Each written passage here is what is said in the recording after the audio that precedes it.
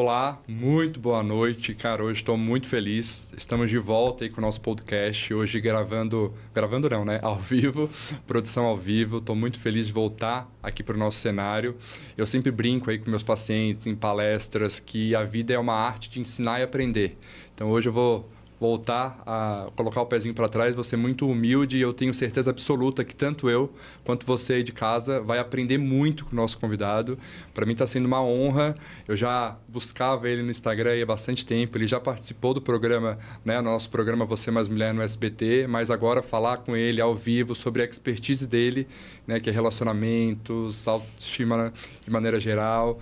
Então, muito obrigado pelo convite, cara. Obrigado mesmo. Estou muito feliz aí de você trazer todo esse teu conhecimento aí para as telespectadoras. É um prazer estar aqui. Você quase não colocou pressão em mim, mas tudo bem.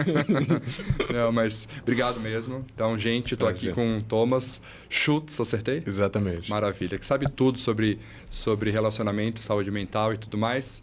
E, cara, eu selecionei algumas perguntas aí que a gente abriu na rede social. É só pedrada, hein? Tá preparado? Eu já estou acostumado. É? Já estou acostumado. Tá, então eu já vou começar com a primeira, que perguntaram aqui no Instagram, na nossa rede social, como que um relacionamento ele pode destruir a saúde mental de uma mulher e quais são os principais alertas, os principais indícios que essa mulher vai sentir no relacionamento que ela pode começar a andar para trás e pensar em sair desse ambiente.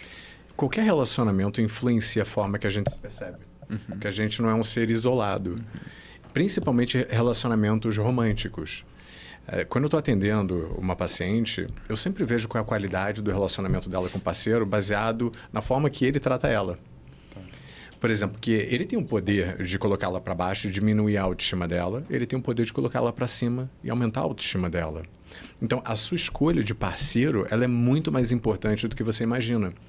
Porque quando a gente está muito vulnerável com a pessoa do nosso lado, quando a gente se abre para aquela pessoa, a gente fica suscetível também a possivelmente ser manipulada. Então, se você está do lado de uma pessoa que você é vulnerável, ele explora isso em você para te diminuir, não importa se você tinha uma autoestima enorme lá atrás, você vai acreditar naquela pessoa, porque é uma pessoa que você confia. Talvez ele esteja vendo coisas em você que você não vê. Exato. E assim, que indícios essa mulher ela pode entender no processo dela, a ponto de falar assim... passou do meu limite, tem algum sinal de alerta que você recomenda para sua aluna, recomenda para sua paciente, para ela começar a se auto-enxergar, fazer uma autoanálise, porque é isso que ela vai precisar, né? Porque às vezes é um ambiente né, tão tóxico, não gosto muito dessa palavra, mas tão tóxico que ela fica mergulhada em aceitar o que ela ouve, né? Exatamente. É muito sutil no início, principalmente se for um relacionamento que não é tóxico, mas é aquele relacionamento que não é saudável. Você tem ali quase que uma competição dentro de casa. Então, você tem que ficar mais atento a se a outra pessoa te faz se sentir bem com si próprio ou se ela te faz sentir mal em determinados contextos. Tem situações onde a gente não percebe aqueles comentários passivo-agressivo do tipo... você estava mais bonita ontem com aquela outra roupa. Ou então, você deu uma engordadinha nas férias. Primeiro que não há menor necessidade de você fazer isso. Eu já namorei com mulheres que tinham baixa autoestima. Não tinha baixa autoestima, mas tinha algum problema de autoimagem relacionado a alguma parte do corpo. E ela estava indo para academia. E ao invés de eu falar para ela, nossa, mas você precisa ir para academia, eu falava, sempre que ela voltava da academia, eu falava, que isso, hein? Olha como é que ficou. Então, a gente tem um poder também da gente enaltecer, da gente influenciar positivamente a outra pessoa, ou então de destruir a outra pessoa completamente. O perigo não está em comentários depreciativos, aqueles bem extremos. Está na sutileza. Quando você, por exemplo, comenta sobre o corpo de uma outra mulher. Oh, nossa, que mulher bonita. Nossa, que... E aí você desvaloriza a pessoa que está do seu lado. Ainda mais hoje em dia, que a gente vive de comparação o tempo inteiro. Né? Mulheres, principalmente. O que eu vejo é porque eu não deixei isso claro, mas eu atendo 99% mulheres. O que eu vejo é uma comparação hoje em dia com outras mulheres. É aquele famoso, eu vou me arrumar, não é mais para ele.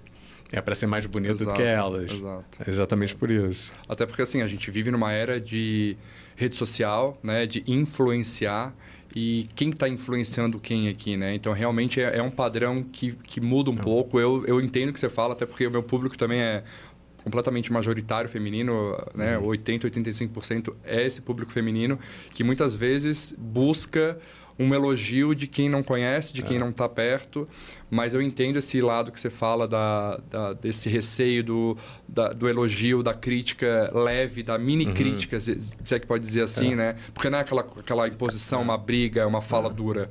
Isso vai acontecer, relacionamento, mas esse dia a dia, né? Aquele menosprezo leve, sutil, que vai inferiorizando de maneira muito, muito gradual e pode negativar essa mulher, né? Exatamente. Eu acredito muito em reforço positivo. Isso vem muito lá do Skinner, de comportamento operante, enfim. Mas eu acredito muito nisso. Reforça aquilo que você gosta na outra pessoa, ao invés de você tentar punir ou reclamar sobre algo que você não gosta. Exato. Isso traz uma harmonia gigante para a relação. Tinha uma paciente minha que sempre que ela chegava em casa, ela chegava mais tarde do trabalho do que o marido. O marido esperava ela chegar em casa para esquentar a comida dele no micro-ondas. A mesa nunca estava posta. E ela sempre reclamava isso com ele, nunca mudava. Eu falei para ela, olha, vamos esperar alguma atitude que ele tenha que seja positiva. Por exemplo, um dia ele chegar em casa e ter colocado, sei lá, os copos, por exemplo, limpos, ter lavado os copos. E você reforçar isso nele.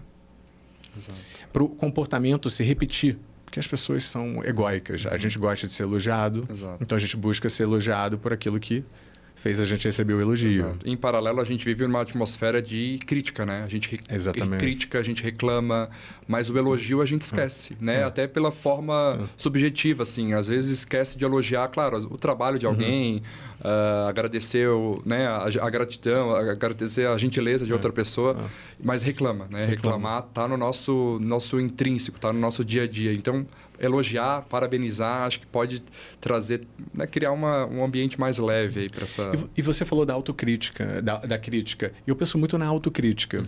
Eu acho que a gente não tem um pior inimigo do que a gente. É tão louco isso, porque a gente se sente bem, a gente não se sente constrangido falando mal da gente. Mas quando a gente se autoelogia ou a gente reconhece uma qualidade nossa, a gente já caracteriza aquilo como arrogância. Então, a gente não se permite até se autoelogiar. Nossa, eu mandei muito bem nessa. Porque parece uma arrogância isso, a gente não está acostumado. Eu comecei a notar no meu relacionamento que quando eu estou falando muito de mim, dos meus problemas, eu penso, peraí, eu não estou escutando ela, não estou dando voz para ela. Sempre que a gente não dá voz para uma pessoa, essa pessoa se sente mais diminuída dentro da relação. É impressionante isso. Eu já passei por isso do outro lado, onde eu não me senti escutado dentro da relação. Eu pensava, caramba, parece que tudo que eu trago aqui não tem nenhum valor para ela. Só as conquistas dela que tem algum valor. Então, eu comecei a me sentir inferiorizado dentro da relação. Exato. Eu sempre brinco que, às vezes, no relacionamento, não tem problema você ser o ator coadjuvante. Porque tem situações que a gente vai ser o ombro amigo, o plano B. Mas será que você consegue ser o ator principal e o teu parceiro consegue ser o coadjuvante em algum momento? Porque não existe relacionamento que vai ser uma peça de teatro a vida inteira que você vai ser sempre o plano B, né? Não. É como se fosse assim, um equilíbrio, desequilíbrio, equilíbrio, desequilíbrio. Uma hora um toma um pouco mais dessa frente, outra hora é o outro. Eu acredito muito nisso. Eu não acredito num equilíbrio dentro do relacionamento perfeito, assim. Eu acredito que é mais uma balança que está sempre se movimentando. Nunca vai ser 50-50, né? Nunca é 50%. Mas tem que ter essa questão de olhar para os dois lados, né? E não pode ser o extremo também. Exato. Uma pessoa ser ali o ator principal e a outra ser um mero coadjuvante. É completamente diferente. Exato. É por isso que eu acho que a característica, eu acho que mais forte, mais importante no relacionamento é você ser capaz de enaltecer a outra pessoa, de tentar jogar a outra pessoa para cima. Porque se você joga uma pessoa para cima, ela te puxa para cima. Perfeito. Esses casais que tentam inferiorizar a outra parte para eles se sentirem superior. Competição, né? Isso é uma armadilha, porque aí nenhum dos dois cresce. E outra, quanto mais você inferioriza alguém, parece que você mais está naquele ambiente inferior, né? Porque quando a gente inferioriza uma pessoa, geralmente é porque a gente tem um complexo de inferioridade. Então, a gente monta ali uma persona de que a gente tem uma autoestima alta, mas a gente não tem, porque a gente precisa diminuir a pessoa do lado para se sentir superior. É completamente falso isso. Exato. E eu atendo casais que ocorre isso. Que o cara fica diminuindo a mulher, mas quando... Eu posso falar palavrão? Pode, lógico. Mas, por exemplo, quando eu tô atendendo ela, eu falo, você não tá entendendo, ele não tem autoestima, esse cara é um bosta, ele se acha um bosta. E é por isso que ele tem que te inferiorizar. Porque é o único jeito que ele tem de ficar um pouquinho acima. Exatamente. Né? Porque pensa, quem tem autoestima alta não tem a mínima necessidade de diminuir a pessoa do lado. Exatamente. Pra quê? Exatamente. Tommy, o papo agora é divórcio, tá? Você falou nos bastidores que é o seu expertise, tem curso. As mulheres te procuram para ter o quê? Para ter um script para o que elas têm que falar na hora da separação? É um guia pré-divórcio? o que ela busca em você? Primeiro, ela está pensando em se separar. É um passo antes da decisão de se separar. Sempre que eu atendo, eu te falei, né? 80% da minha demanda hoje em dia são de mulheres que estão pensando em se separar ou já até querem. Mas elas querem se certificar de que elas não estão tomando o passo errado. Porque eu já passei por um divórcio. Foi uma das situações mais difíceis que eu passei na minha vida. É muito complicado. Então, elas querem minimizar a chance de arrependimento. Tá. Só que tem muitos medos envolvidos. Principalmente quando você está num relacionamento há 10 anos, há 20 anos. Você tem medo do desconhecido. A gente tem medo do desconhecido em qualquer esfera da nossa vida. Então, a gente tende a ficar nessa zona de familiaridade. As pessoas falam zona de conforto, mas não é zona de conforto. É de familiaridade, porque você não está confortável. Você está inquieta, muitas vezes você está infeliz, mas não consegue sair. Então, elas vêm para mim para, primeiro, eu trabalhar em cima dos medos. É o quê? Medo do desconhecido, medo de como vai afetar os filhos. É o medo de ficar sozinha para sempre? É o medo de sofrer? É o medo de fazer a outra pessoa sofrer? Então, a gente lida com esses medos e depois uma estratégia de passo a passo para ela sair daquela relação. E o mais importante que eu sempre recebo é como é que eu falo para outra pessoa. Ou então, ele não aceita o divórcio. Eu falo, ele não tem que aceitar o divórcio. Não é uma conversa, é um comunicado. É uma decisão, né? É completamente diferente. Você vai para comunicar que você vai se separar da pessoa. Porque se você vai com a perspectiva ou com o pensamento de que é uma conversa, você está dando abertura para ele ou não aceitar ou te convencer do contrário. E elas pedem esse teu aval, assim? Será que eu devo? O pensamento está ainda a tentar. A maioria das mulheres que eu atendo, elas não estão mais dispostas a tentar. Então, só tem um caminho a seguir. Agora, quando eu pergunto para ela, você está disposta? Ela fala, eu ainda estou disposta. A segunda pergunta é, e ele? Está disposto? Porque se ele não estiver disposto, você é obrigada a tomar uma decisão de sair desse relacionamento. Perfeito. Porque senão você vai ter mais do mesmo. E como eu sempre digo, não é mais do mesmo. A situação sempre piora. Porque você está num lugar onde você não quer estar. Exato. E por medo de sair, né? De sair. Falar em disposto, rodapé de caminhão, os opostos se atraem? Eu gosto de uma outra frase de caminhão, que é os opostos se repelem. Se repelem. Sempre que eu já escutei isso, tem até uma psicóloga que eu adoro, que ela fala que, nossa, eu sou o oposto do meu marido. Aí eu falo para ela sempre, parabéns, você se chama exceção. Porque a gente, principalmente quando a gente está num relacionamento já há muito tempo com outra pessoa, se a gente não tem muita afinidade com outra pessoa, a gente vai se distanciar dentro da relação. Então, precisa ter áreas de afinidade. Por exemplo, quando eu atendo mulheres, eu atendo muitas mulheres que têm casos extraconjugais. O discurso é sempre o mesmo, mas eu tenho muito mais afinidade com meu amante do que com meu marido. Eu tenho muito mais conversa com ele. A gente pensa que é só sexo. Não é.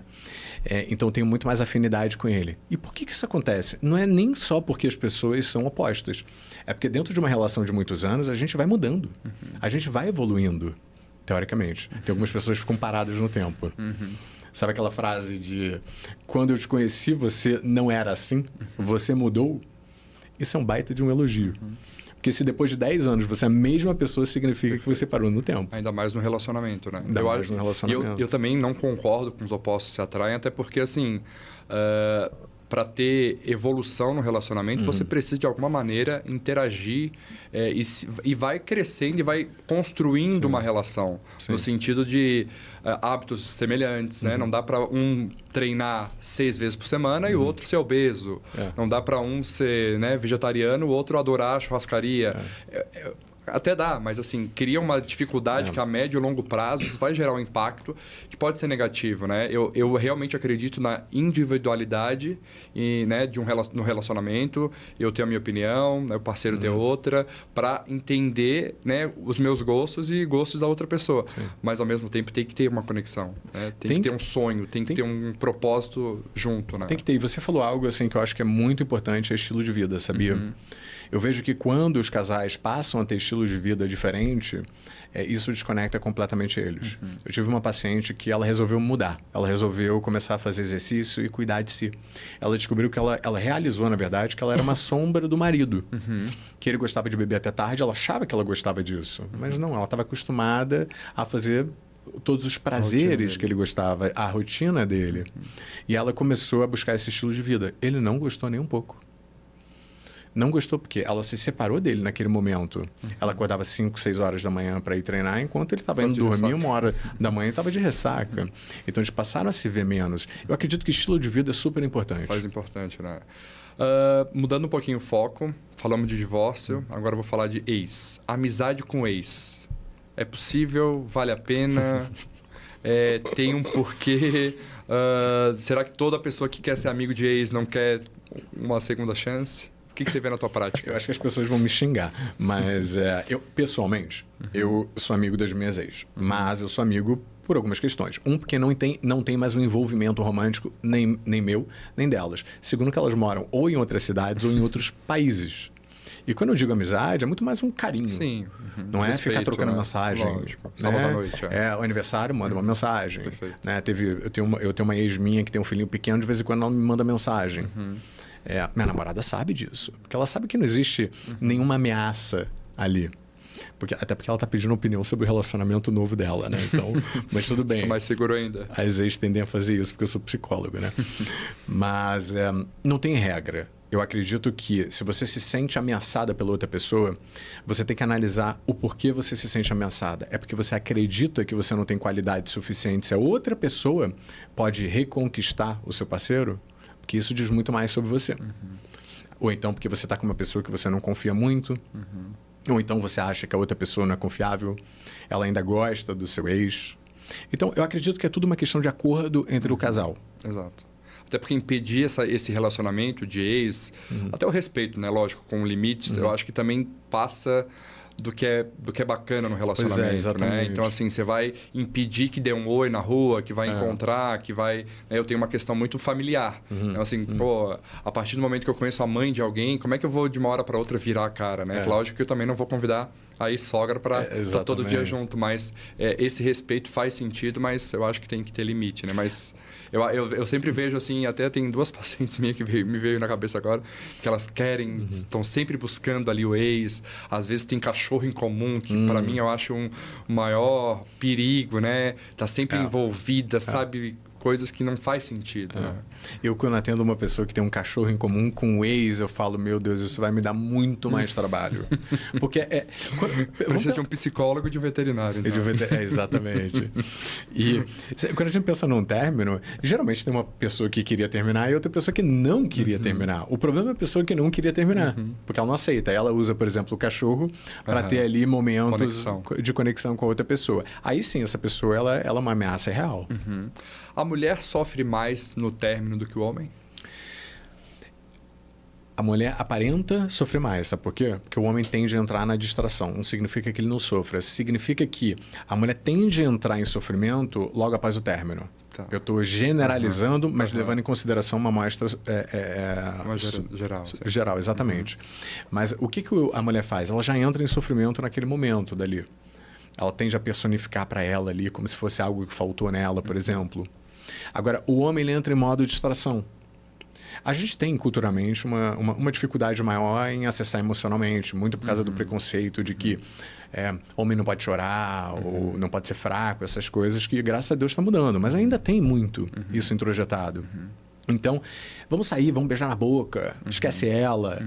E aí, o cara sai para distração, a mulher entra no processo de luto. E ela entra no processo de luto, vê o cara na distração, bem feliz da vida sem ela, ou seja, melhor sem ela ainda por cima, o que faz ela sentir pior ainda. E aí, quando ela começa a superar Porque a superação é gradual. Quando começa a superar, esse cara que estava se distraindo, ele começa a sentir um vazio. Porque vê ela bem também. Porque passa a ver ela seguindo a vida. E ele viu que era uma grande distração. Acorda naquele domingo fatídico com ressaca, aí com uma nostalgia e manda mensagem para ela. E aí ela volta pro buraco porque ela acha que ele tá afim de voltar com ela, mas não tá. Ele tá se sentindo sozinho. A gente sempre tem que avaliar qual é a intenção da outra pessoa e por que ele está com aquela intenção. Nesse caso, é porque ele estava se sentindo sozinho, estava carente e mandou uma mensagem para ela. Perfeito. Então, tem essa dinâmica que geralmente é diferente entre o homem entrar na distração primeiro e a mulher entrar em sofrimento logo assim que acaba. Tá. E daí isso gera uma consequência... Você vê uma consequência mais aguda na mulher, então é isso? Aguda e imediata. Tá. Mas o homem tende a sofrer mais durante muito mais tempo. Tá. Eu já peguei um paciente que ele não queria mais estar com a namorada dele. Ele nem mais gostava dela. Talvez ele nunca tivesse gostado dela. E ela foi lá e terminou com ele antes.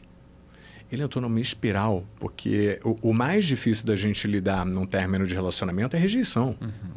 Quando ela terminou com ele, esse cara tinha uma autoestima tão baixa que ele se sentiu rejeitado. E ele entrou numa obsessão de reconquistar ela, inclusive. E o meu trabalho foi mostrar para ele, né, que ele não queria ela de fato. E foi assim um trabalho árduo, porque ele mandava pix de 1 centavo com mensagem para ela receber. Foi assim, uma humilhação atrás de humilhação. E como eu sempre digo, que você quer reconquistar uma pessoa, a última coisa que você tem que fazer é ir atrás daquela pessoa e pressionar. Porque isso é física. Quanto mais você pressiona o objeto, mais ele vai para a direção oposta. Perfeito. Quando a gente quer uma pessoa ter a possibilidade de voltar com uma pessoa, a melhor coisa que a gente pode fazer é focar na nossa vida. Tá. Não falsamente fingir que você está bem, tirar selfie, nada disso. Mas, de fato, botar energia em você. Exercício físico, por exemplo, é uma das primeiras coisas que eu recomendo aos meus pacientes. Ótimo. Focar em exercício físico, porque a autoestima tem um papel gigantesco nessa reconstrução. Porque o que um término causa na pessoa, principalmente na mulher? Uma queda brusca na autoestima. Então, a gente voltar e focar na autoestima dela ajuda muito ela a superar o processo. Sem contar que a mulher também, desculpa, ela muito mais comum, né? Eu também vou ser exceção dessa regra, porque eu também penso em ter. Mas a mulher pensa mais em ter família, ela pensa mais em ter filho. Então, quando termina um relacionamento, parece que foi um banho de água fria nesse relacionamento, nesse sonho, nessa criação da carreira que ela pensou, dessa trajetória familiar que ela criou na cabeça dela, né? Foi um retrocesso na cabeça dela. É claro que não são todas as mulheres que querem ter filhos, mas a maioria das minhas pacientes gostariam de ter filhos. E então, quando eu pego uma paciente que está terminando um relacionamento, ou o cara está terminando, ou ela está em dúvida se termina ou não, e ela está numa faixa etária, por exemplo, dos seus 39 anos, e não teve filho, ela fica super balançada. Ela fica balançada. E ela vem para mim tentando ter certeza de que, será que eu corro o risco de me separar e de tentar começar do zero e não conseguir, ou fico nessa relação, concretizo o meu objetivo de ser mãe, por exemplo, e vejo no que vai dar. Eu atendo muito eu vejo no que vai dar lá na frente, que teve o filho e se separa logo após 2 anos no máximo, assim.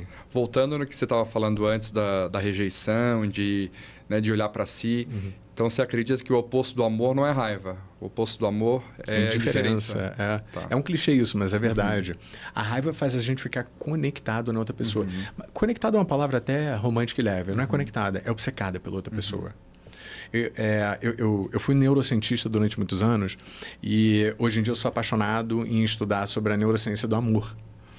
Existe uma especialista, ela faleceu há pouco tempo, Ellen Fisher, que ela diz numa hipótese de que o amor é um vício em outra pessoa. Porque o mecanismo cerebral é muito similar.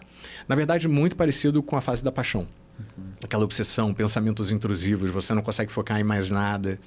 Então, quando eu atendo uma pessoa, por exemplo, que está passando por um término, e ela está sofrendo agudamente com a rejeição, por exemplo, eu trato ela como se fosse uma pessoa que está passando por uma crise de abstinência. Eu uso um protocolo muito parecido de isolamento, de gatilhos que relembram aquela pessoa.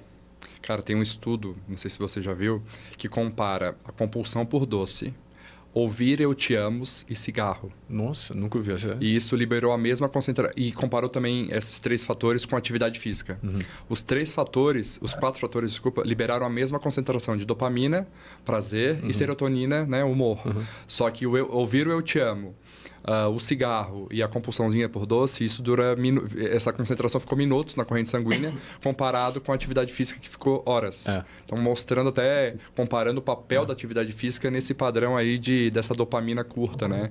Então, né, diz muito o que você está falando, porque realmente a pessoa fica viciada em ouvir isso, né? Fica viciada. E imagina, do nada, você rompe esse hábito. Você acorda com eu te amo, vai dormir com eu te amo. Mesmo que seja da boca para fora da outra pessoa. Exato. Mesmo você esteja com raiva dela ali. E aí, no outro dia, você passa a não ter aquilo do nada. É um vazio. É um vazio. É uma droga mesmo. É uma droga. Uma outra pergunta do Instagram aqui. Terminei meu relacionamento. Como sair do fundo do poço?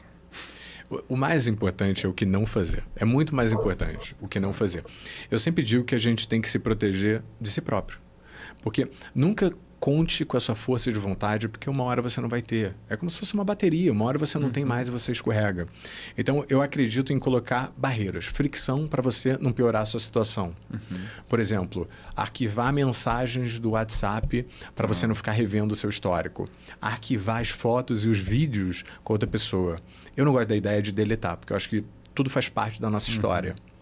Então, arquivar é você remover tudo aquilo que te relembra a pessoa. Esse é o mais importante. Porque tem várias pacientes minhas que eu digo, olha, não veja o Instagram. Ela vê.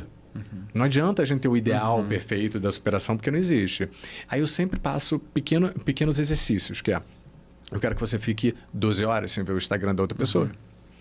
Ela consegue 24 horas. Ela não conseguiu? Vamos voltar para 12 horas. Eu faço exatamente isso com tabagismo. É formação de hábito. Exato. Porque você é o teu cérebro controlando o hábito, não ao contrário. Né? Exatamente. E quanto mais essas... Eu brinco disso, a teoria das mini etapas. Né? Você vai ficar 30 anos sem ver o Instagram dele. Ela vai ficar tão ansiosa que a primeira coisa que ela vai fazer é o quê? Abrir o Instagram. Se você dá essas mini etapas, mini metas, né? 12 horas, putz, é difícil? Mas não é impossível. E o cérebro vai dando check, né? Exatamente. 12 horas, consegui, 24, consegui. E isso vai gerando até um grau de confiança e controlar esse hábito, né? É uma percepção de autoeficácia. Porque quando a gente fala sobre autoestima, a gente esquece que a autoestima ela não é um único pilar. A autoestima é formada por 4 pilares. É o autovalor, ou seja, a qualidade, a percepção de qualidade e valor que você tem a oferecer. Autorrespeito, que é você saber impor limites para ninguém ultrapassar os seus limites. Autoimagem, que a gente tende a associar autoestima à autoimagem. Mas a autoimagem é um dos pilares, é o que você vê no espelho, por exemplo. Mas tem a autoeficácia. A autoeficácia, para mim, é o mais bacana e mais interessante e é no que eu foco. Que é quando você sabe que você é capaz de fazer algo e você se compromete a fazer. Por exemplo, se você diz para si própria que você vai ficar 12 horas sem ver o Instagram da outra pessoa e você fica, aquilo dá um mecanismo de feedback em você, reforça a sua capacidade, você ganha uma percepção de autoeficácia. Nisso, aumenta um pouco a sua autoestima. Então, sempre que você faz algo que você se compromete a fazer, você aumenta. Uma vitória, né? É uma vitória. Só que sempre que você não faz, você diminui a percepção de autoeficácia, você diminui sua autoestima. Quando você vai diminuindo a sua autoestima, você vai perdendo o controle. Nossa, interessante. E alguma outra pergunta? Cara, isso aí eu vejo muito no consultório, tá? Eu sempre pergunto assim, núcleo familiar, é uma das perguntas que eu faço. Quem que mora com você? Papagaio, pirata, cachorro, tem mãe, tem isso, vai lá. E sempre eu vejo assim, tem algumas pacientes que eu sinto que tem algum padrão de dependência, né? O que você julga, o que é na realidade, ensina aí pra gente sobre dependência emocional no relacionamento. O que passa do limite, o que pode gerar um malefício para a saúde mental dessa mulher? Eu parto do princípio de que ninguém é dependente emocional. A pessoa está dependente emocional. Porque sempre que alguém diz eu sou dependente emocional, ela perde a capacidade de mudar. Porque qual é o oposto da dependência emocional? É independência emocional. É uma habilidade, é um treinamento. Da mesma forma que essa pessoa se tornou dependente emocional, muito provavelmente pela dinâmica familiar, por ela colocar, por exemplo, as outras pessoas no centro e ela em segundo lugar. Porque é isso que as pessoas dependentes emocionais fazem. Elas priorizam o outro. A máscara no avião, né? É exatamente a máscara no avião, é exatamente. É contra-intuitivo isso. Né? Parece que é errado você se priorizar. Até num relacionamento onde parece que você deveria se doar 100% para outra pessoa. Peraí, você não pode se doar a ponto de você perder sua essência. Né? Porque será que o outro também vai fazer o mesmo? Exato. Mas mesmo assim, não é para fazer o mesmo, porque senão vira uma relação de dependência e codependência, que posso até explicar. Mas a dependência é isso. É você tem um erro de priorização na sua vida. Você está priorizando o outro ao invés de se priorizar. Só que se priorizar não significa ser egoísta ou ser um babaca. Significa que, opa, eu tenho valor, a outra pessoa entra na minha vida não para se fundir comigo, ela vem para somar. Se ela for embora da minha vida, eu vou sofrer muito, mas eu vou sobreviver sem ela. Porque a dependência emocional faz você acreditar que você necessita de outra pessoa. E chega até a confundir na prática, né? A diferença entre eu me doar, eu ser dependente da pessoa, fazer tudo que a pessoa quer, porque isso, querendo ou não, me invalida, né? Me deixa negativo. E também, ao mesmo tempo, ver que a pessoa não está fazendo isso por mim. Exatamente. Então, assim, são duas variáveis diferentes, mas as duas juntas causam um sofrimento muito maior, né? E tem um outro lado da dependência emocional também, né? Falando sobre isso, que é... Tem muitos casos onde existe uma pessoa dependente na relação e uma pessoa codependente. A dependente é aquela que fica recebendo, necessita do outro. A codependente é aquela pessoa que precisa doar. Sabe aquela salvadora ou então aquela pessoa cuidadora? O problema é que essas duas pessoas elas se encaixam. Só que é uma relação disfuncional e desequilibrada, onde uma pessoa dá muito, oferece muito, que é a codependente, e a dependente só suga. Só que a codependente, para ela se sentir valorizada, ela precisa de uma pessoa dependente dela. Daí fica uma relação, parece mais mãe e filho do que marido e mulher. Exatamente, né? Exatamente. Quando tem essa expressão popular, que é o complexo da salvadora ou da cuidadora, que é quando eu atendo, por exemplo, uma mulher que ela é cuidadora do marido. Ela não sente nem mais atração sexual por ele, porque ela que toma as decisões, ela que é a responsável, ela que... Monta o prato. Monta o prato, exatamente. Ela pega todas as responsabilidades que deveriam ser compartilhadas. Outra pergunta que veio do Instagram, quero ver essa. Sexo no primeiro encontro. Vale? Isso julga a característica da mulher? Você quer me ferrar. Eu acho que você tem que fazer aquilo que você tem vontade. Olha, a gente se punir por aquilo que a gente tem vontade de fazer, eu acho que é um retrocesso. Eu acho que a gente tem que fazer aquilo que a gente tem vontade, sabendo das consequências. Você pode conhecer uma pessoa, transar no primeiro encontro e virar seu namorado, né? Virar seu marido. Pode acontecer. Mas pode acontecer de você transar no primeiro encontro e a pessoa sumir. Mas eu sempre falo quando eu atendo uma paciente que sempre sai, transa com o cara e o cara some, eu falo, vamos testar outro caminho? Por mais que você tenha vontade, você não está conseguindo chegar onde você quer chegar. Talvez seja uma escolha de parceiros errados ou lugares que você está escolhendo. Vamos testar o seguinte, vamos sair da próxima vez, vamos aguardar um segundo ou um terceiro encontro. Para quê? Para você dar a chance da outra pessoa te conhecer além da tensão sexual. Exato. Para ela querer te conhecer. Porque quando a gente sai com uma pessoa pela primeira vez, tem muita tensão sexual. A gente é quase como se a gente visualizasse o final do encontro em casa transando. E parece que o encontro foi ruim quando não acontece, né? Exatamente. Parece que... E por que a mulher, muito mais que o homem, ela planeja o homem ideal, ela sonha com o homem ideal e às vezes ela cuida mais desse planejamento de procurar o homem ideal e não se autovaloriza, valoriza não, mas ela não se autoanalisa para ver se realmente condiz com esse homem que ela sonha. A gente é moldado pela cultura. Não tem jeito. E a gente cresceu com essa história de príncipe encantado. De que, inclusive, a mulher deve esperar o príncipe encantado abordá-la. Que é errado a mulher abordar o homem. A gente cresceu vendo esses filmes, essas séries, desenhos animados, já com esse conceito de que é o homem que faz esse movimento. Então, a mulher entra num papel muito de passividade, no qual ela tem que esperar esse príncipe encantado. Além do que, ela acredita que o príncipe encantado existe. No sentido metafórico de que, sim, existe uma pessoa que tem quase todas as qualidades que eu almejo, que eu desejo. Ou então, se não tiver, eu tô fora. Não vou entrar nesse relacionamento. É o que eu digo de você criar um muro tão grande de critérios que ninguém consegue ultrapassar. Só que além desse muro, que nem você tinha falado, existe também o que a gente tem a oferecer.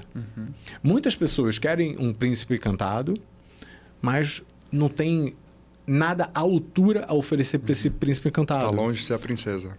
Exatamente, porque o que um príncipe quer? Ele quer uma princesa.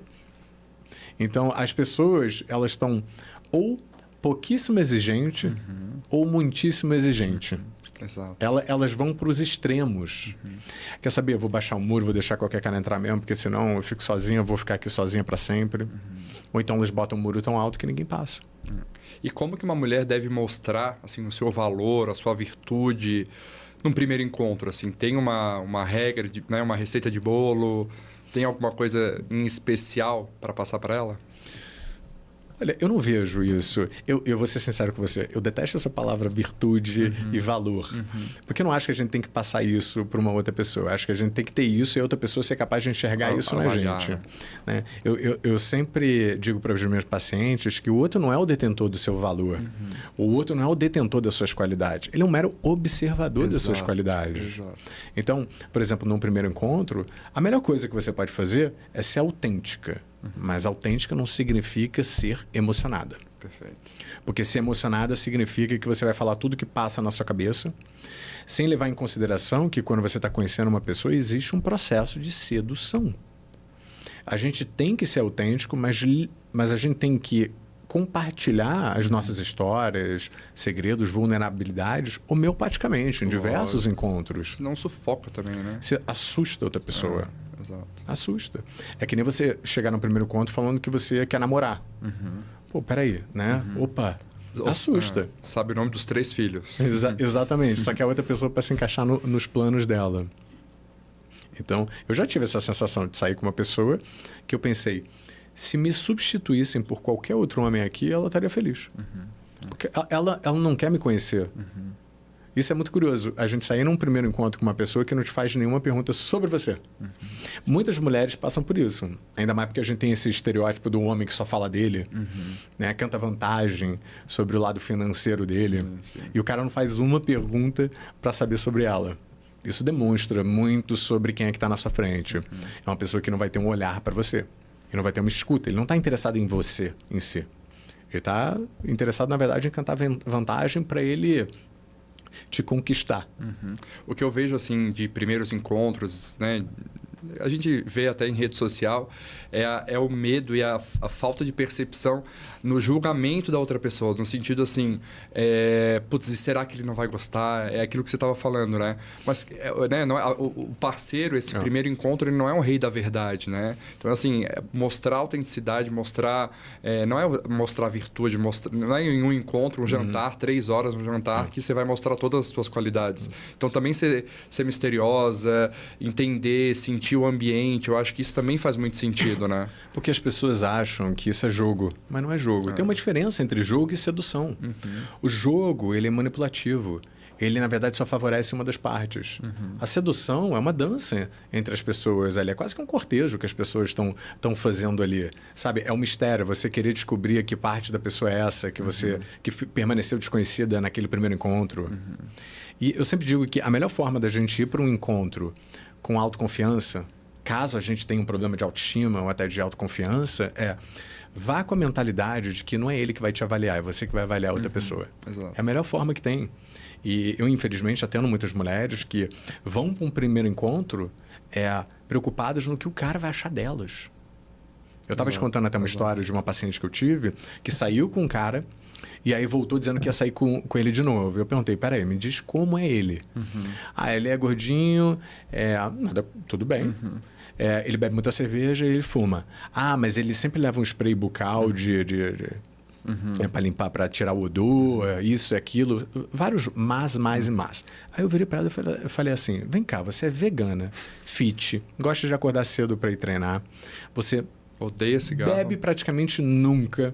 Você odeia cigarro. Tem uma regra que na casa dela não pode entrar nenhum amigo que fuma. Né? Fumar tem que ir lá para baixo. Eu falei, por que você vai sair com essa pessoa de novo? Aí ela respondeu para mim, porque ele gostou de mim. Eu falei, meu Deus, a gente tem que inverter isso. Exato. Não é o que ele achou de você, é o que você achou da outra pessoa. Exato. Não é o olhar dele sobre você, é um olhar seu para outra pessoa. E claro, ele tem que gostar de você ou não. Mas quando a gente está muito preocupado em agradar a outra pessoa, a gente se torna inautêntico. Sabe aquela risadinha forçada de algo que não foi nem um pouco engraçado? E que isso não gera nem um pouco de admiração, né? Não. Porque se você fala uma piada boa, uma piada ruim, vai ter a mesma risada. Né? Então isso não gera nenhum...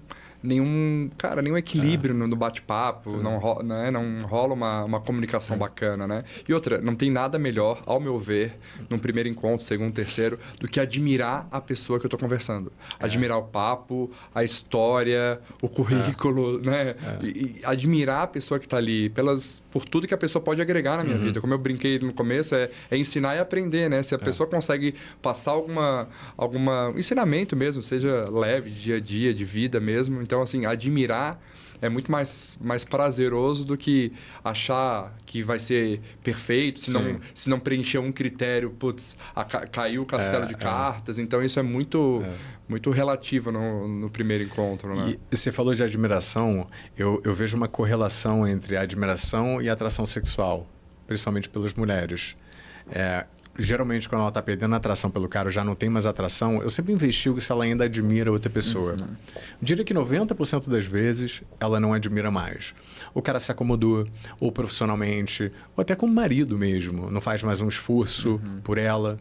Então, eu vejo que tem uma correlação entre a admiração. Por isso que eu acho que hoje em dia, tanto profissionalmente quanto pessoalmente, o papel da admiração para mim é crucial. Sabe você olhar para aquela pessoa com brilho nos olhos?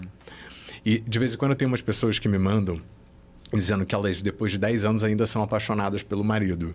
E tem pesquisas que demonstram que é praticamente impossível você estar apaixonado, porque a gente consegue estudar isso através de neurotransmissores que estão associados à paixão e que estão associados ao amor, que é bem diferente. Né? A paixão tira a gente de si, então a gente precisa voltar para a homeostase. Ela é enlouquecedora, o corpo não aguenta. Sim, se fala loucura, né? Exatamente.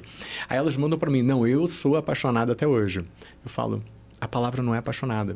Você admira ele até hoje. É completamente diferente. É parecido. E acaba sendo mais sadio ao meu ouvido, né? Acaba sendo mais sadio. Imagina, porque a admiração para mim não é só admirar no relacionamento. Eu vejo assim, eu admiro a pessoa para o mundo. Sim. Né? Assim, porque, às vezes a pessoa é uma pessoa muito ruim, mas no relacionamento ela faz de tudo para te encantar, tudo para ser uma boa pessoa. Não, mas quem é essa pessoa para o mundo? Né? Isso para mim é admiração, né? Quando a gente não está ali e a pessoa ainda continua a ser a mesma pessoa e encantar nesse sentido, né? E é mais confiável do que a paixão. Total. Porque a paixão passa. Lógico. A paixão é uma euforia transitória.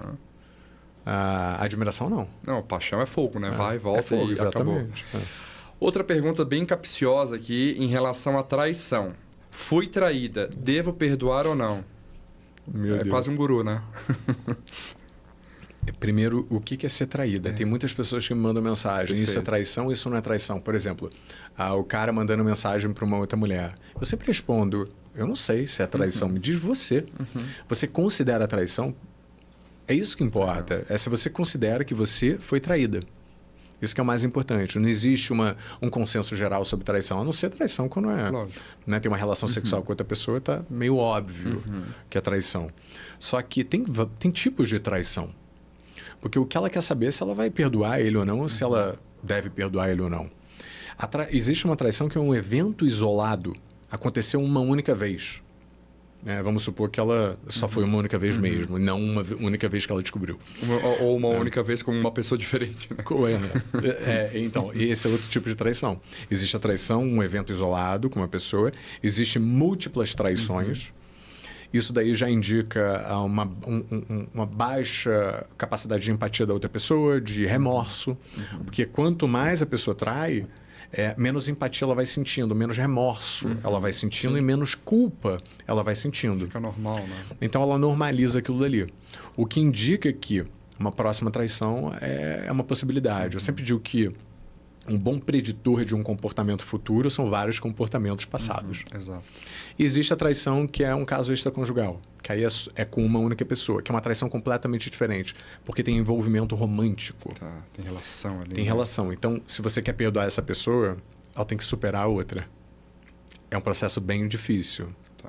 E isso também vai impactar, assim, o tipo de traição impacta de maneira diferente a saúde mental da mulher, né? Impacta. Por exemplo, vamos pegar alguns casos de mulheres que descobriram uma traição isolada lá atrás. Ela pode perdoar ou pode não perdoar. Agora, se ela descobrir algumas traições, qual é a tendência? A tendência é ela desqualificar toda a relação que ela teve com o parceiro dela, que foi tudo sempre uma mentira. Nunca foi real. Ele sempre estava com outras mulheres. É horrível isso, porque você desqualifica muitos anos da sua vida com a outra pessoa. Acho que é um dos piores cenários você descobrir que ou a pessoa tinha múltiplas traições há muito tempo, ou tinha um amante ou uma amante há muito tempo. Porque é como se você tivesse desperdiçado anos da sua vida com esse mentiroso que estava do seu lado, te enganando esse tempo todo. Agora, se é uma traição isolada, nada indica que essa pessoa vai cometer o mesmo erro. Aí o que você pode fazer? Ir na causa. O que motivou essa traição? Pode ter sido sexo? Pode ter sido sexo. Mas pode ter sido outros fatores. Obviamente, nada justifica uma traição. Mas isso não significa que não tenha uma causa. De vez em quando a pessoa estava se sentindo sozinha, de novo, não é justificativa, mas estava se sentindo sozinha, abandonada, o que for. Para quê? Para você lidar com a causa, para que isso não ocorra novamente, para você se certificar de que, opa, isso não vai ser mais um risco. Mas isso depende muito da pessoa. A psicologia explica por que relação sexual é inversamente proporcional ao número de tempo de um relacionamento? Sim, com certeza. Com certeza. Neurociência explica muito bem isso, que o mesmo estímulo não evoca a mesma resposta depois de um tempo. Não tem como. A gente quer novidade. Nosso cérebro busca novidade o tempo inteiro. Quando a gente está num relacionamento já há 10 anos, a gente tem ganhos e perdas. O ganho é que a gente tem segurança, a gente tem confiança na outra pessoa, a gente tem paz, ou deveria ter pelo menos, mas a gente perde o mistério, a fantasia, que é tudo que está relacionado à atração sexual, que é um novo, que é um misterioso. É quase que uma troca que a gente faz. Né? No início tem muita euforia, muito fogo, muito mistério. Paixão. Você não sabe se você vai ver a pessoa no final de semana, então a tensão, a ansiedade faz com que você fique numa expectativa maior ainda de encontrar essa pessoa. Quando você encontra, o sexo é melhor ainda, porque você tinha uma alta expectativa.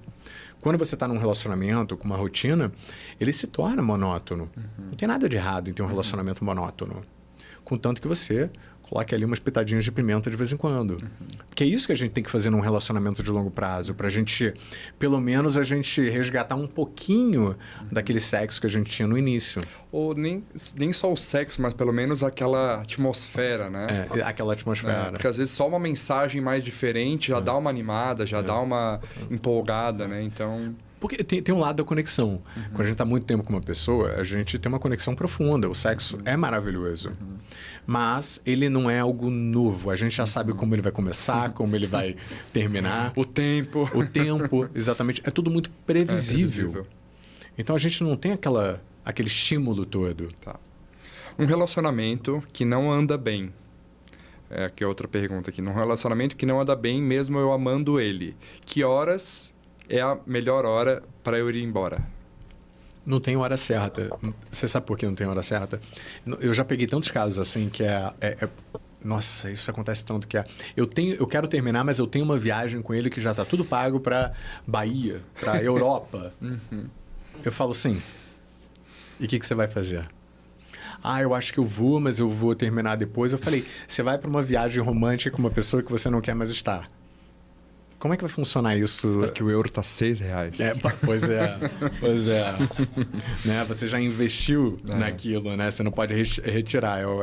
Existe a falácia do custo irrecuperável, que é se você já investiu, você continua investindo naquilo, porque você não vai realizar a perda que você vai ter. Mas é sempre o mesmo resultado, tá? Elas sempre vão para a viagem. Ou eles sempre vão para a viagem. E aí, no final, termina. Porque a viagem foi um caos. Não importa, você estava na Europa, do lado de uma pessoa que você não queria estar. Brigando com a pessoa, porque a pessoa está vendo que você não quer estar com ela. Porque as pessoas não são cegas. E aí, do nada, você volta e termina com outra pessoa. Qual a mensagem que você passou de confusão mental para essa pessoa? Peraí, a gente acabou de viajar junto, por mais que tivesse essas brigas e tal. Exato. Do nada você volta e termina comigo. Então, a gente tem que ter uma responsabilidade afetiva. É o mínimo que a gente tem que ter num relacionamento, principalmente num relacionamento de anos, ou então até num casamento, é o mínimo isso. Para a gente saber que se a gente for para essa viagem, a gente vai estar passando sinais completamente contraditórios com aquilo que a gente quer. Então você termina, deixa a pessoa confusa e a pessoa fica com uma dificuldade muito maior de te superar.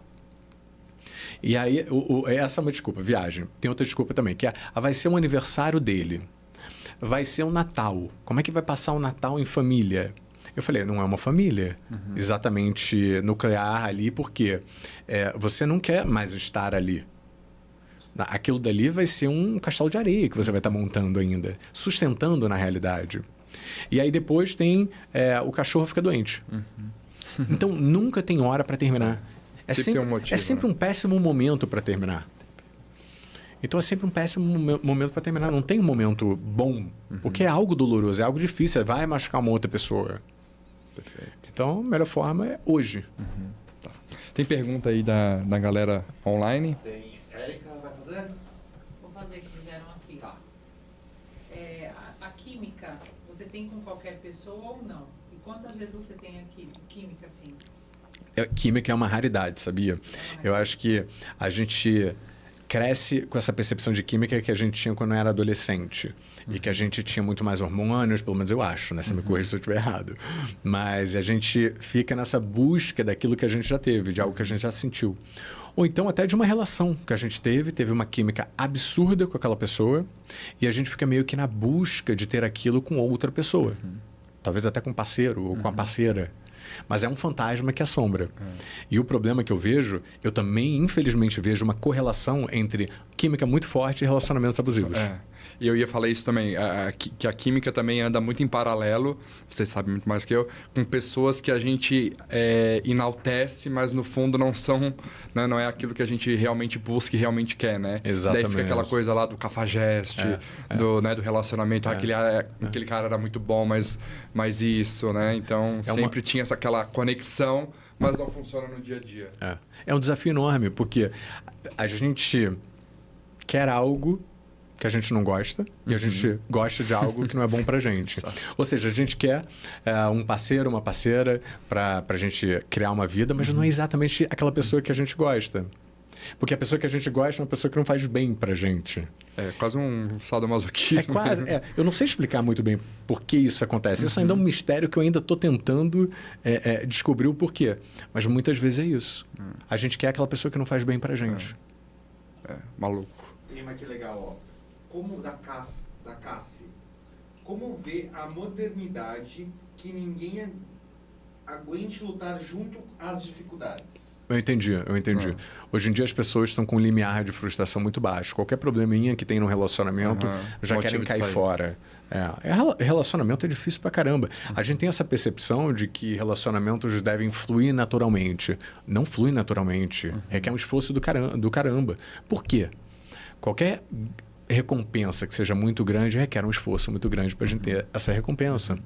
Mas eu vejo muito uma geração, né, várias gerações na verdade, de pessoas que querem muito um prazer imediato, a partir do momento que fica desconfortável, caem fora. Só querem a parte boa, mas também não querem enfrentar os momentos ruins. Porque relacionamento saudável tem uma leve montanha-russa emocional, não é aquela montanha-russa abusiva. Sim. Mas tem momentos que você está para baixo, a pessoa está para baixo, está num momento ruim. Então, a gente tem que saber que, peraí, eu vou estar do lado dessa pessoa nos momentos ruins, porque a vida é cíclica. Quando ele estiver lá em cima, eu também vou estar com ela. Sem contar e não abandonar. Desculpa. Sem contar que hoje as pessoas são muito mais bem resolvidas no sentido profissional, né? Na nossa geração dos nossos avós, aí, bisavós, era, né, o homem vinha com um pouquinho, a mulher vinha com um pouquinho e o sonho era construir uma família e ter um futuro. Hoje não, hoje o homem já está muito bem resolvido, a mulher, né, bem resolvida, não deu certo, eu vou seguir na minha casa, seguir na minha vida e seja o que Deus quiser, né? Então, exatamente, tem essa outra... Não é uma necessidade, mas esse egoísmo mesmo, né? Chega a ser um egoísmo também, né? Porque não é mais uma individualidade. É mais É quase que uma arrogância. Eu não preciso da outra pessoa. Não, você não precisa da outra pessoa. Mas você também não precisa cair fora sempre que vem uma dificuldade. Né? Porque relacionamento não é só parte boa. Entrou uma outra aqui bem interessante. Amo meu namorado... Porém, mas ele fuma. Não estou mais tendo o tesão nele. Estou tendo agora o sentimento de amizade. Porém, ele não aceita o término. O que eu faço? Olha, tem duas questões importantes aí. Tem a questão do término, que não é nem o foco, na realidade. O foco é... Ela quer terminar com uma pessoa que ela não sente mais tesão, mas ao mesmo tempo ela ama. Então ela está usando esse argumento dele não deixar ela terminar para ela não ter que tomar essa difícil decisão de abandonar uma pessoa que ela ama. Exato. Porque o que ela gostaria na realidade é voltar a sentir tesão por ele. Mas essa é a pergunta de $1 milhão.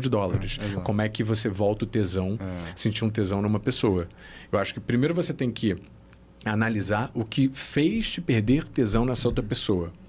Muitas vezes você não vai descobrir. Outras vezes são certos comportamentos. Por exemplo, ele coloca todo o peso da relação em cima de mim. Ele não tem mais proatividade. Ele não é uma pessoa que eu posso confiar. Eu tenho que assumir tudo. Então, eu vejo ele como praticamente um amigo ali. E não como um parceiro. Um cara que eu olho e eu admiro do meu lado. Agora, se não foi isso, recuperar acaba o tesão. sendo até meio presunçoso ela colocar a culpa nele de não conseguir terminar. Exatamente. Calma lá, né? Aquilo que a gente conversou. Ela não está fazendo uma pergunta, ela está tomando uma decisão, né? Uma conduta mesmo. Então, assim, ela coloca aquela relação ali da amizade como um impedimento, mas no fundo ela não tem a coragem suficiente em terminar. Exatamente. Isso é o mais importante. Eu acho que a gente vê, principalmente, muitas pessoas hoje em dia, não sei se é geracional, se não é, ou se é cultural, de pessoas que culpabilizam o outro mundo pela ausência da sua responsabilidade que ela tem sobre aquilo. Ou seja, ela tem a responsabilidade, ela tem a autonomia para sair da relação, mesmo a outra pessoa, mesmo que a outra pessoa não aceite aquela situação. Lógico. Né? Levando em consideração que ela tem a capacidade, por exemplo, financeira de sair de casa, ir para a casa de um familiar. Mas ela está culpabilizando ele justamente pela falta de coragem ou de responsabilidade dela fazer aquilo que ela quer. Perfeito. Sabe o que ela quer? Que os problemas sejam resolvidos.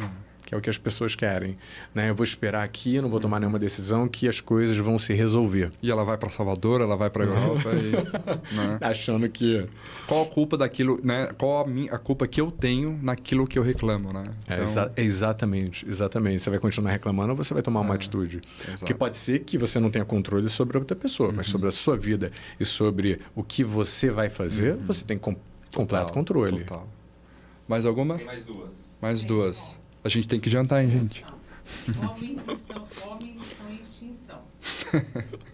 Como se destacar num ambiente que tem muitas mulheres e poucos homens para conseguir um relacionamento? Eu imaginei uma cena aqui, assim, tipo, 2 homens num cerco, várias mulheres em volta do cerco, tentando pegando entrar, senha, assim, pegando sabe? senha. Caramba, como se destacar. Olha, eu acho que quanto mais qualidades você desenvolver, quanto mais você focar em você, mais segura você vai ser de que a outra pessoa vai se interessar por você. Eu penso muito nisso, assim, que se eu passo por um término, ou se uma pessoa me rejeita, né? Não é o caso agora que eu estou no relacionamento, mas quando eu estava solteiro, se a pessoa me rejeita, eu sei o que eu tenho a oferecer. Né? Me abala? Claro que me abala naquele momento, mas depois eu me recomponho e falo, bom, eu tenho muito a oferecer. E aí eu olho do lado. E aí eu posso dar esse conselho para ela também, que é, olhe para o lado. A competição é medíocre. A maioria das pessoas são medíocres. Medíocres no sentido de médias, medianas. Não tem tanta competição. Então, para você ser melhor do que a média, você não precisa de muito. Eu acho que uma das características que faz uma pessoa ser acima da média é ser voltada ao autodesenvolvimento. Não tem nada que faça você evoluir mais do que procurar se autodesenvolver. Para mim, não tem nada mais sexy do que uma pessoa que busca se desenvolver. E também, assim, buscar entender o mercado, né? Você vai viajar para a Itália, você vai ver quais são os pontos turísticos. Então, assim, você quer um relacionamento com um homem certo, você tem que entender o que ele gosta. Se ele, né, o homem não gosta de um padrão de mulher, que às vezes que corre atrás, um homem super independente, talvez ele goste sempre de ter o espaço dele. Sim. O que eu vejo, assim, é isso. Assim, às vezes as mulheres idealizam esse homem e mergulham de uma tal maneira que sufocam. E o homem não gosta disso, principalmente no começo do relacionamento, né? Sim, tem muito isso. A gente tem que entender como é que... É o que eu te falei sobre sedução. Existe uma sedução. Não é jogo. Mas se você se joga na outra pessoa, parece que você está desesperado ou desesperada. Ninguém deveria fazer isso, porque isso demonstra que você não tem uma vida por si só. Exato. Que você vai depender daquela pessoa para trazer ali pelo menos algum valor para a sua vida ou algum sentido na sua vida. Eu penso, eu não quero dar sentido na vida de ninguém. Eu quero que a pessoa já tenha sentido. Perfeito. E junto comigo a gente vai criar o nosso sentido em paralelo. Exato. Aquela história, são 2 indivíduos que formam um terceiro elemento, que é o elemento casal. Perfeito. Mas os indivíduos, eles continuam ali completos por si só. Exato, porque relacionamento não é preencher. Eu não vou preencher um buraco, eu vou agregar, né? Eu vou somar. Vai somar, então, exatamente. Assim, isso é muito, muito bom. Não vale pergunta pessoal, hein, gente? A última. Meu namorado me propôs relacionamento aberto. O que você acha disso? Eu saí com uma pessoa que também falou para mim que era a favor de relacionamento aberto.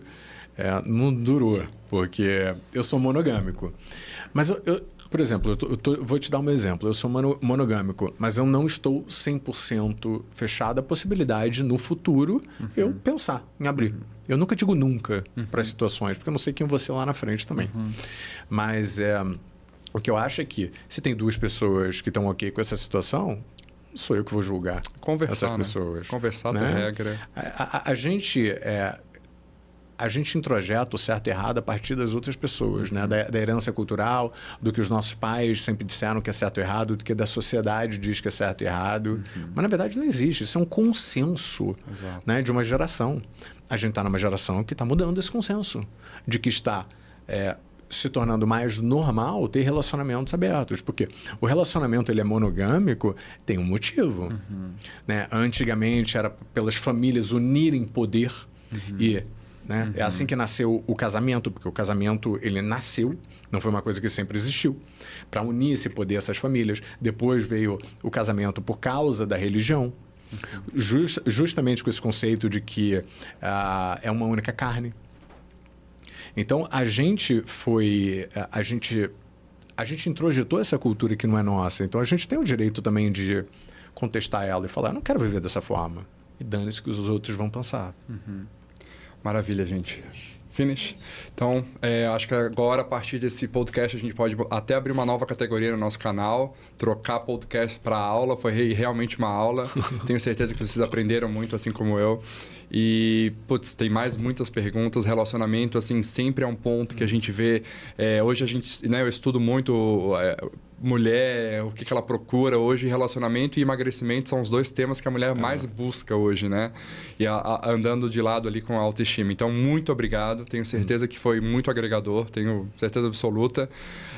Vamos já pensar numa outra data, porque tem mais pergunta, mais conteúdo. E obrigado aí pela tua participação, trocar tanto conhecimento. E foi muito prazeroso. Obrigado, Arthur. Foi um prazer enorme. Obrigado.